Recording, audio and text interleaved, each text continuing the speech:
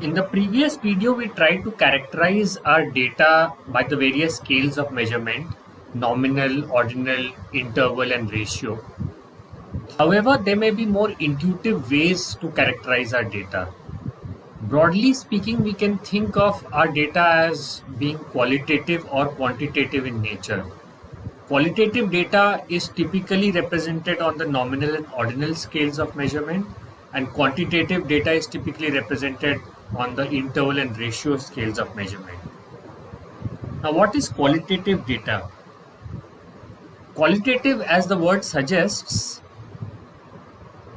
implies that you don't use numbers, but there are qualitative differences in the data that helps us to classify them into categories. Now, these categories could be nominal or ordered. Now, think about gender.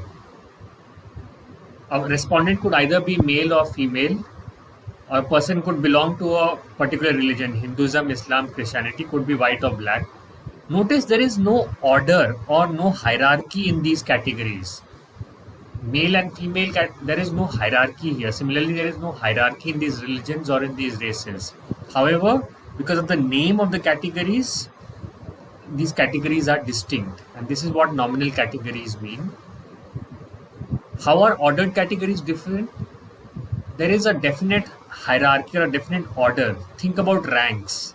This is in decreasing order of academic performance: first division, second division, third division. They are distinct in decreasing order of academic performance.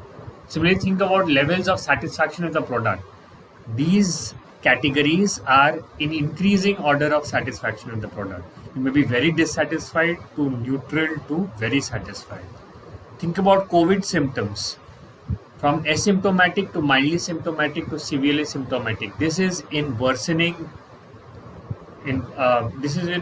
symptoms of the disease.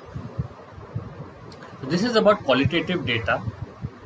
Now, quantitative data could either be discrete or continuous. We mentioned these terms in the previous video. We'll discuss this in detail here. Now, discrete variables are countable.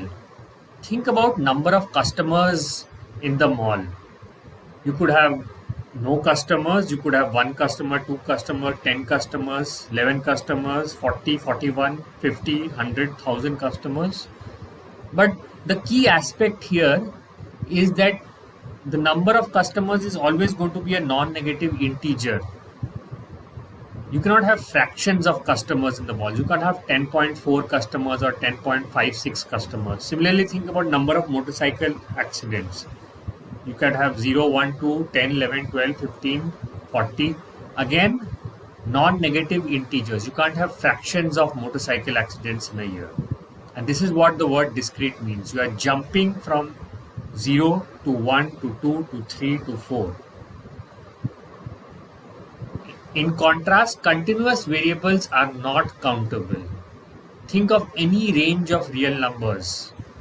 Think about weights between 10 to 11 kgs. You can have an infinite number of weights between 10 and 11 kgs. You could have 10.1 kgs, 10.6 kgs, 10.45 kgs, 10.783 kgs, because weight can always be broken down into smaller and smaller units, kgs into grams, into milligrams. Similarly, time can be broken into smaller and smaller units. You can break hours into minutes, into seconds, into milliseconds, and thus you are allowed to have as small fractions as possible, and thus you have an infinite number of time values between two particular time values. Even between 7 and 7.1 hours, you will have an infinite number of values. Same with income. Values, as it is related to physical quantities, is again measured on a continuous scale.